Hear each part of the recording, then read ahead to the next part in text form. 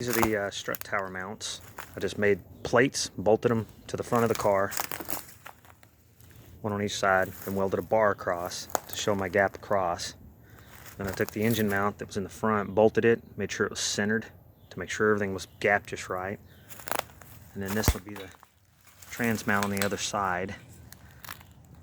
And then for the rack, I just took lug nuts and bolted them to where the rack went to make sure I was squared on each side.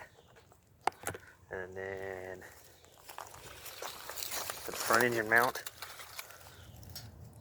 I just took lug nuts, did the same thing, bolted them into the original place so it would indicate where the front engine mount was.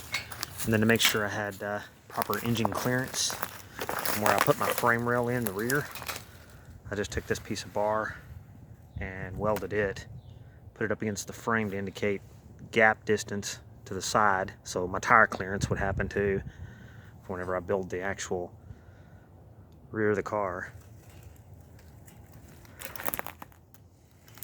And just crisscrossed until it imitated the shape. And then I took the cross member, bolted it where the power steering rack went, bolted it to this piece, then put my suspension into the brackets, into the rear of the car, lined the wheels up, measured from front to rear, made sure I was centered in the wheel housing, and then measured up from the floor up from the front engine mount on the front of the car, and then measured the front back here and tilted, made sure everything was correctly clocked, and that was it.